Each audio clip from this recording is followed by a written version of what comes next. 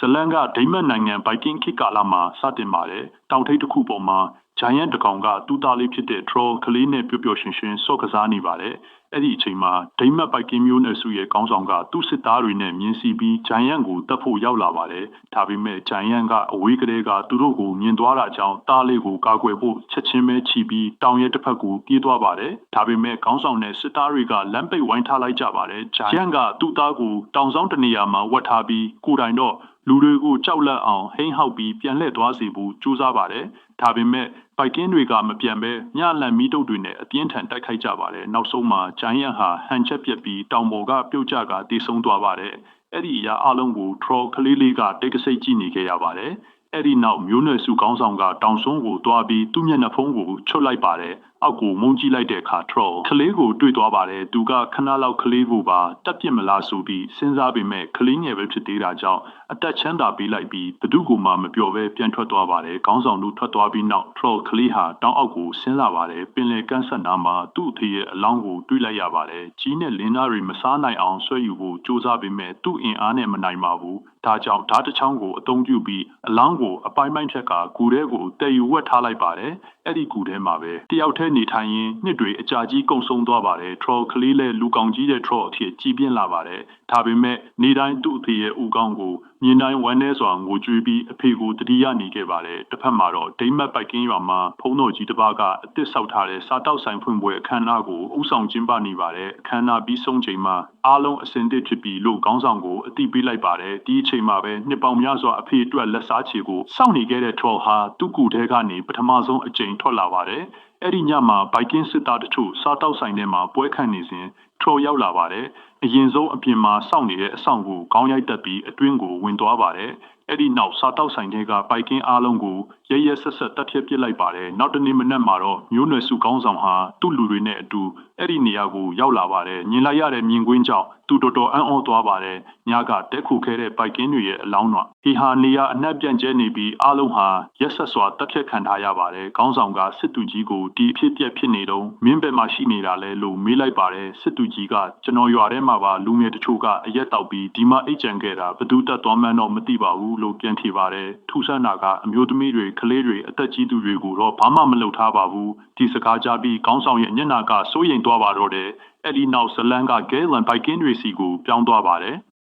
်သူတို့ရဲ့ခေါင်းဆောင်ကလီလို့ခေါ်တဲ့နာမည်ကြီးဘိုက်ကင်းစစ်တီတော်တယောက်ဖြစ်ပါတယ်။ထုံးစံအတိုင်းသူနဲ့သူ့လူတွေဟာတင်မော်ရီနဲ့ပင်လယ်ထဲထွက်ပြီးလူရဲစစ်စင်ရေးတွားကြပါတယ်။ဒါပေမဲ့လန်ခီမှာရာသီဥတုအလွန်အေးလာတာကြောင့်ဒိမတ်အနီးမှာထစ်တနာဖို့ဆုံးဖြတ်လိုက်ကြပါတယ်။တစ်ဖက်မှာတော့အဲ့ဒီညပဲဒိမတ်ခေါင်းဆောင်ကသူ့အဆောင်တယောက်နဲ့အတူတောင်နာကိုသွားပြီး troll ကိုထွက်လာဖို့အော်ခေါ်စင်ခေါ်နေပါတယ်။ဒါပေမဲ့အဆောင်ကရှေ့ကိုနည်းနည်းလန်းလိုက်တဲ့အချိန်မှာ troll ကနောက်ကနေရုတ်တရက်ပေါ်လာပြီးတစ်ချက်တည်းနဲ့တက်ပစ်လိုက်ပါတယ်။ခေါင်းဆောင်ကအဝေးကနေမြင်လိုက်တာနဲ့ဓာတ်ကိုဆွဲပြီးပြေးလိုက်ပေမဲ့ troll ကတော့အရင်ဆုံးထွက်ပြေးသွားပါတယ်ဒီလိုနဲ့ troll ဟာခေါင်းဆောင်ကိုတိုက်ရိုက်မတိုက်ပဲသူ့လူတွေကိုပဲတက်ပြီးအမြဲထွက်ပြေးသွားတာကိုခေါင်းဆောင်နားမလည်နိုင်ဖြစ်နေပါတော့တယ်နောက်တနေ့မနက်မှာတော့ရွာသားအားလုံးအသက်ခံရတဲ့နေရာကိုလာရောက်ကြည့်ရှုကြပါတယ်။ခေါင်းဆောင်ရဲ့ဇနီးကတော့ကျမတို့ရဲ့ဘိုက်ကင်းယောက်ျားတွေအများကြီးတည်ကုန်ပြီးဒီလိုသာဆက်ဖြစ်နေရင်ရွာထဲမှာမူဆိုမတွေပဲကျန်တော့မယ်လို့စိတ်ပြက်လက်ပြက်ပြောလိုက်ပါတယ်။ဒါပေမဲ့ခေါင်းဆောင်ကတော့ဘာမှပြန်မပြောနိုင်ပဲတိတ်တိတ်လေးညင်နေခဲ့ပါတယ်။အဲ့ဒီနောက်ခေါင်းဆောင်ရဲ့ဇနီးဟာ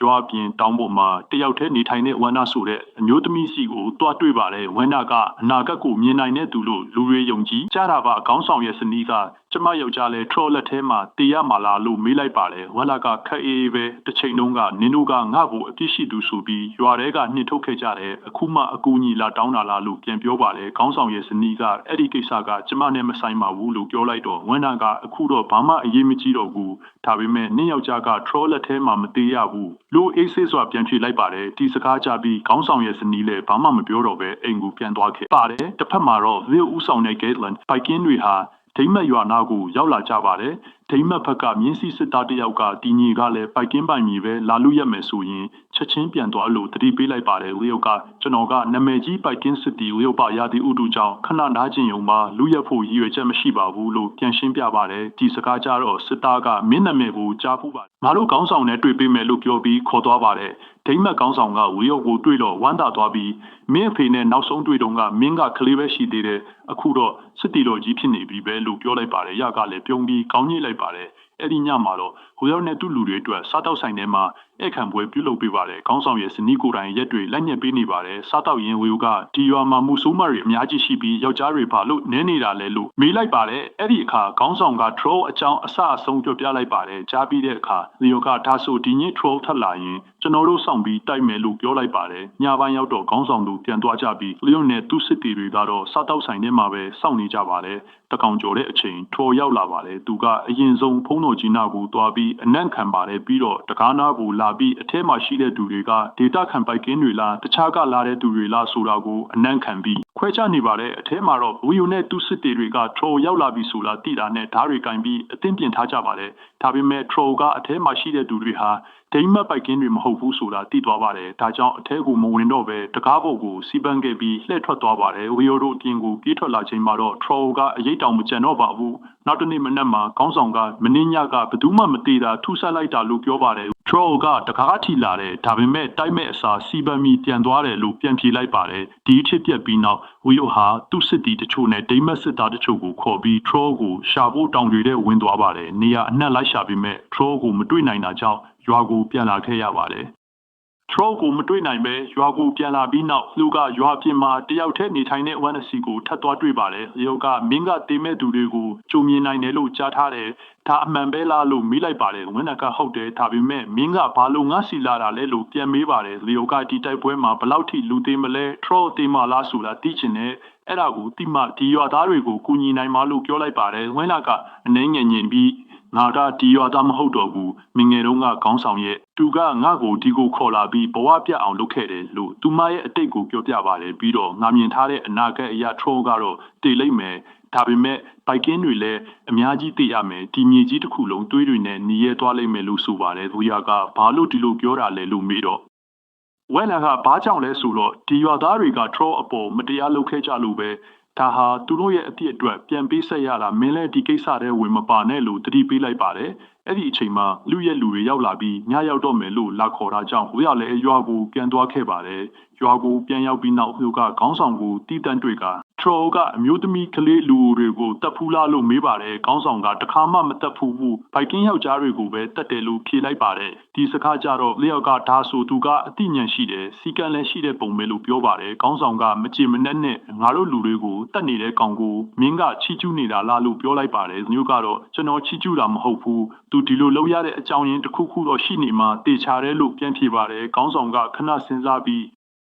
လွန်ခဲ့တဲ့အနှစ်20တုန်းက troll တကောင်ကိုငါတို့တက်ခဲ့ဘူးတဲ့အဲ့ဒီနောက် troll မတွေ့တော့ဘူးဒီကောင်ဘဲကပေါ်လာမှန်းမသိဘူးမင်းကြောက်ရင်မတိုက်နဲ့လို့ပြောလိုက်ပါတယ်အဲ့ဒီညမှာလီယိုနဲ့သူစစ်တီတွေကစားတောက်ဆိုင်ထဲမှာထပ်ပြီး troll ကိုစောင့်နေကြပါတယ် troll လာတဲ့အတန်ကြားတာနဲ့အားလုံးဓာဆွဲပြီးအပြင်ကိုပြေးထွက်လာကြပြီမဲ့အပြင်မှာတော့ဘယ်သူမှမရှိတော့ပါဘူးစိတ်ပြက်လက်ပြက်နဲ့ပြန်လဲသွားတဲ့အချိန်မှာ troll ကကြောက်တုံးနောက်ကနေတိတ်တိတ်လေးထွက်လာပြီးသူ့ကူစီပြန်သွားပါတယ်နောက်တနေ့ဝေရောကဝက်နာစီကိုထပ်သွားပြီး troll ကိုဘလို့တတ်နိုင်မလဲလို့မေးလိုက်ပါတယ်ဝမ်နာကမင်းတို့အိမ်ပြန်သွားရင်မကောင်းဘူးလားလို့ပြန်ပြောပါတယ်ဒါပေမဲ့ဝေရောကဒီလူတွေကိုမကူညီပဲငါမပြန်နိုင်ဘူးလို့အခိုင်အမာပြောလိုက်ပါတယ်ဝင်းနာကသူ့တဲနဲ့ခေါ်သွားပြီးနမေးရိုးတွေပြစ်ကအဖြေရှာဖို့ကြိုးစားနေချိန်ရုတ်တရက်အပြင်က troll ရဲ့အတန်ကိုကြားလိုက်ရပါတယ်ကိုရုပ်ချက်ချင်းအပြင်ကိုပြေးထွက်ပေမဲ့ troll ကတော့ပြေးထွက်သွားပါတယ်ဝီရောလည်းမြင်းစည်းလိုက်သွားပေမဲ့ troll ကတောင်ပေါ်ကိုလင်းမြန်စွာတက်သွားပါတယ်ဝမ်နာလည်းနောက်ကလိုက်တက်လာပါတယ်ဝီရောကတတိရှိရင်ငါနဲ့တိုက်ဆန်ပါလို့အမျက်ထွက်ပြေးနေတာလေလို့အော်ပြောလိုက်ပါတယ် troll ကသူ့ဘာသာစကားနဲ့တခုခုပြန်ပြောလိုက်ပါတယ်ဝမ်နာကဘာသာပြန်ပြီးရင်သူက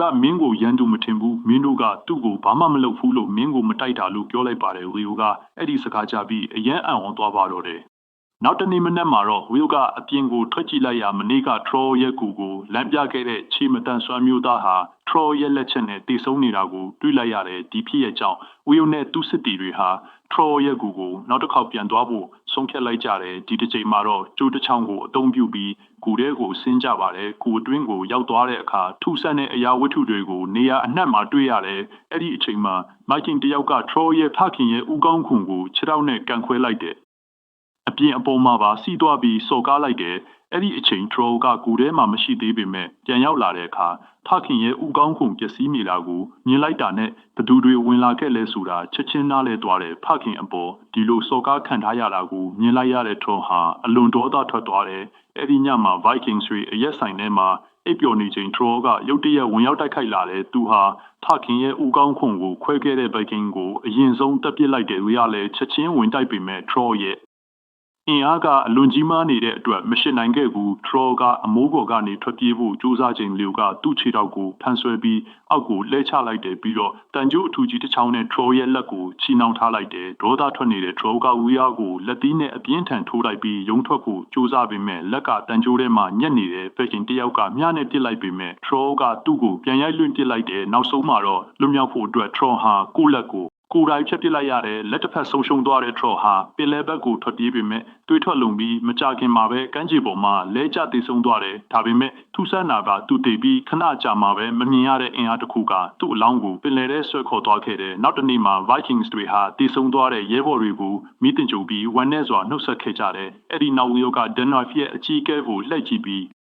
ခမည်းကကျွန်တော်ကိုအမှန်တရားရဲ့တဝက်ပဲပြောခဲ့တယ်အခု Troll လည်းတည်သွားပြီဆိုတော့အကုန်လုံးကိုအမှန်တိုင်းပြောပါတော့လို့ဆိုလိုက်တဲ့အကြီးအကဲကလည်းနောက်ဆုံးမှတော့ဝန်ခံလိုက်တယ်လွန်ခဲ့တဲ့နှစ်ဆက်ကကျွန်တော်တို့ဟာ Troll ရဲ့ဖခင်ကိုအကြောင်းမရှိပဲတတ်ခဲ့ကြတာပါအခုဖြစ်နေသမျှကအဲ့ဒီအပြည့်ရဲ့အကျိုးဆက်ပဲဝီယိုကခေါင်းညစ်ပြီးခမည်းတော်ရဲ့အမုန်းတရားကြောင့်အပြစ်မဲ့တဲ့တက်ရှိတကောင်အသက်ခံခဲ့ရတယ်ဒါပေမဲ့ဒီ Troll ကတော့ခမည်းတော်လိုမဟုတ်ဘူးအပြစ်မဲ့တဲ့သူတွေကိုဘယ်တော့မှမထိခိုက်ခဲ့ဘူးလို့ပြောလိုက်တယ်ဒီစကားတွေကိုကြားပြီးအကြီးအကဲဟာအလွန်ရှက်ရွံ့သွားခဲ့တယ်အဲ့ဒီညမှာ Vikings တွေဟာ Troll ရဲ့ထက်ထားတဲ့လက်ကိုအရက်ဆိုင်ထဲမှာချိတ်ဆွဲထားပြီး Troll တည်ဆုံသွားပြီလို့ယုံကြည်ကအောင်ပွဲခံခဲ့ကြတယ်အောင်ပွဲခံပြီးတဲ့နောက် Vikings အများစုဟာကိုယ့်အိမ်ကိုပြန်သွားကြတယ်ဝေကတော့ကွဲနေထိုင်တဲ့တဲလေးစီကိုသွားတာတိခဲ့တယ်ဝမ်နကောက်လေးကိုကြည့်ပြီးကျမအရင်ကပြောခဲ့တယ်လို့ပဲ Troll ကတည်သွားပါပြီဒါပေမဲ့ရှင့်အတွက်နာကျင်စရာတွေမပြီးသေးဘူးလို့ပြောလိုက်တယ်အဲ့ဒီနောက်ဦးနာဟာသူ့ရဲ့အတိတ်ကိုဖွင့်ဟပြောပြခဲ့တယ်လွန်ခဲ့တဲ့နှစ်များစွာက Troll ဟာသူ့စီကိုတစ်ချိန်ရောက်လာခဲ့ဘူးတဲ့ဒါပေမဲ့အဲ့ဒီတစ်ချိန်ပြီးနောက် Troll ဟာဝမ်နာကိုဘယ်တော့မှထပ်မထိခိုက်ခဲ့တော့ဘူးအဲ့ဒီအချိန်ကစပြီးဝမ်နာကိုညတိုင်းလာနောက်ဆက်နေကြ Viking အမျိုးသားတွေဟာလည်း Troll ကိုကြောက်လန့်ပြီးမလာရဲတော့ဘူးဝမ်နာက Troll ဟာမကောင်းဆိုးဝါမဟုတ်ဘူးသူ့ရဲ့ငယ်ဘဝတန်ရာတွေနဲ့နာကျင်မှုတွေကိုပဲတဲဆောင်နေရတဲ့တရဝတကောင်မှလို့ပြောတယ်အဲ့ဒီလိုစကားပြောရင်းလူနဲ့ဝန္နာတို့ဟာတယောက်ပေါ်တယောက်နားလည်မှုတွေပုံများလာပြီးချစ်ချင်းမြတ်တာလည်းပေါက်ဖွာလာခဲ့တယ်ဒါပေမဲ့အဲ့ဒီညတကောင်ရံအချိန်မှာရုတ်တရက် Troll ရဲ့မိခင်ဟာရွာထဲကိုရောက်လာခဲ့တယ်လမ်းမှာတွေ့တဲ့ဖုံးတော်ကြီးကိုချက်ချင်းတက်ပစ်လိုက်ပြီးအရက်ဆိုင်နဲ့ဝင်ကအဲ့ဒီမှာရှိနေတဲ့ Vikings တွေကိုရဲရဲဆက်ဆက်တက်ဖြစ်ပစ်လိုက်တယ်ပြီးတော့သူ့သားထုံရဲ့ဖြတ်ထားတဲ့လက်ကိုယူပြီးပြန်ထွက်သွားခဲ့တယ်နောက်တနေ့မနက်မှာ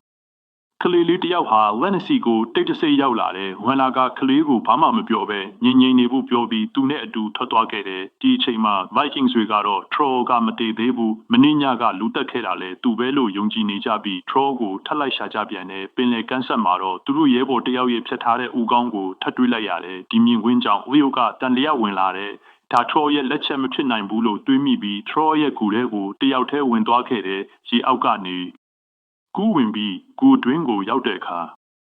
Troll ရဲ့အလောင်းဟာကြောက်တုံးပေါ်မှာငြိမ်သက်စွာလဲလျောင်းနေတာကိုတွေးလိုက်ရတယ်ဒါပေမဲ့သူ့အနာကပ်လိုက်ချိန်မှာ Troll ရဲ့မိခင်ဟာနောက်ကနေရုတ်တရက်ထွက်လာပြီးလူရဲ့လေပင်ကိုညှစ်လိုက်တဲ့အသက်ရှူမရတော့တဲ့သူရကအနာကကြောက်တုံးကိုကောက်ယူပြီးသူမရဲ့ခေါင်းကိုအားကုန်ရိုက်ချလိုက်တဲ့အခွင့်ရရတာနဲ့ဓာတ်ကိုဆွဲယူပြီး Troll ရဲ့မိခင်ကိုတပ်ပစ်လိုက်တယ်အဲ့ဒီအချိန်မှာဓာတ်တလက်ကင်ထားတဲ့ကလေးလေးတယောက်ကူထဲကိုဝင်လာတဲ့ကလေးကိုမြင်လိုက်တဲ့အချိန်လို့ဟာအမှန်တရားကိုသဘောပေါက်သွားတယ်ဒီကလေးဟာလီနာနဲ့ Troll တို့ရဲ့သားဖြစ်နေတာပဲလီအိုဟာဓာတ်ကိုချလိုက်ပြီးကလေးကိုလုံးဝမထိခိုက်ခဲ့ဘူးနောက်ပိုင်းမှာလီအိုဟာရွာကိုပြန်လာပြီးအကြီးအကဲကိုကျွန်တော်ပြန်တော့မယ် Troll နဲ့သူ့အမေနှစ်ယောက်လုံးတည်သွားပြီလို့ပြောလိုက်တယ်မထွက်ခွာခင်လီနာကိုနောက်ဆုံးအကြိမ်တွေ့ပြီးလူတွေ Troll မှာသားတယောက်ကြံခဲ့တာတည်သွားရင်မင်းတို့နှစ်ယောက်စလုံးကိုတပ်ပစ်လိုက်မယ်လို့တတိပေးခဲ့တယ်လီနာကတော့အေးအေးဆေးဆေးပြုံးပြီးဒီလျှို့ဝှက်ချက်ကိုရှင်နဲ့ကျမနှစ်ယောက်ထဲပဲတီးထားကြမယ်လို့ပြန်ဖြေခဲ့တယ်အဲ့ဒီနောက်လီနာဟာခလီကိုခေါ်ပြီးထွက်သွားခဲ့တယ်လီအိုကတော့လီနာရဲ့တဲလီအနီးမှာ Troll နဲ့သူ့မိခင်အတွက်တင်ကြိုင်နှစ်ခုတီးဆောက်ပြီးခဲ့တယ်အဝေးတနေရာကနေ Troll ရဲ့သားလီဟာမျက်ရည်တွေကျရင်အဲ့ဒီမြင်ကွင်းကိုမြည်ကြည့်နေခဲ့တယ်နောက်ဆုံးမှာတော့လီအိုဟာသူ့စစ်တီတွေနဲ့အတူကိုတာလန်ကိုပြန်လေထွက်ခွာသွားခဲ့ပြီးဒီနေရာမှာပဲဇလန်ကအဆုံးသတ်သွားပါတယ်